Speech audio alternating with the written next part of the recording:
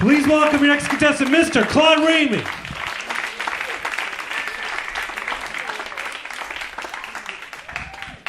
All right, I'm going to scoot this guy closer. I feel safer. I know a lot of comedians have talked about this over the years, but the Tri-State Crematorium scandal of 2002. I know, but hear me out. If you need a refresher, this guy was running a crematorium. He was only cremating roughly 80% of the bodies that made it to his desk, and the rest were just getting, stashed, just kind of everywhere. It was like one cadaver, two cadaver, red cadaver, blue cadaver. It was crazy, but the authorities investigated it, and they were not as chill as we are.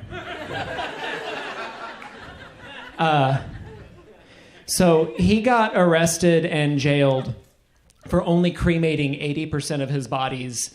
But whose workload doesn't look about like that?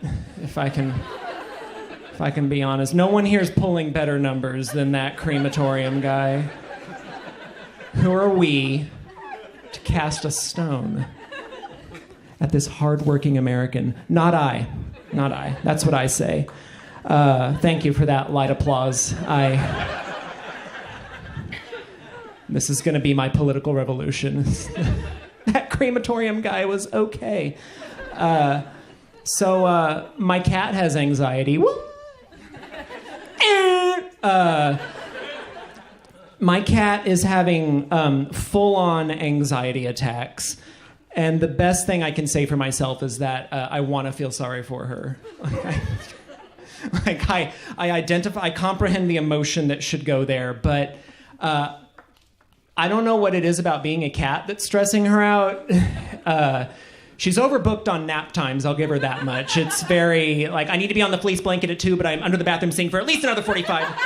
Get it together, Sookie! I don't know if you've met my cat, but that was a solid impression. So I Googled it. And apparently, when your cat has anxiety, the veterinarian just prescribes anti-anxiety medication. And I already know from my other cat who has diabetes, it's a whole other thing. I don't know how I pick them, but cats are pretty popular these days. If anyone's looking for a fixer-upper, I can hook any retirees need a project. I've got your hookup for your cat. But I know from my diabetic cat that when they get a prescription, you don't go to a cat pharmacy and get a cat prescription. First of all, that'd be terrible customer service. So, mea culpa. That was a bad idea on my part. You go to a people pharmacy and you just pay money for a prescription because your cat doesn't have health insurance. But I have health insurance because I'm not a loser like my cat. So I'm trying to figure out how to get little cat-sized Xanaxes, Xani, I don't know. I don't know if there are any psychiatrists here, but if someone came into your office and said, I'm having about 9 pounds of anxiety. About yay much, what would you... I'm up all night growling and biting my haunches. What would you say to that, doctor? It's just patchy fur back here. My best friend asked me how I think I'm gonna die because there's a pot for every lid, and don't give up hope.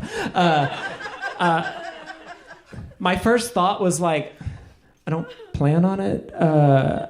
I don't think that's an issue I'm going to have to deal with. And it's not that I'm naive and think I'm invincible. I'm just pretty sure I'm going to have the option to transplant my brain into some kind of pristine, sexless android, which is the look I'm already going for. So it'll be a smooth transition. I'll tell you that much. It's like that hair dye for men. You won't be able to pinpoint. It's just, Claude looks rested. Wait, didn't he die? That sounds right. I feel like I remember him dying. No, the reason I told him I would die is from 911 not accepting text messages because I'll just bleed out. I don't want to bother them.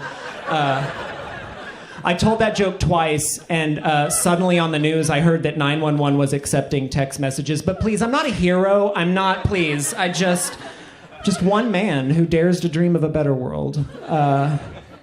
That's pretty cool. Getting murdered, upside down smiley face. That's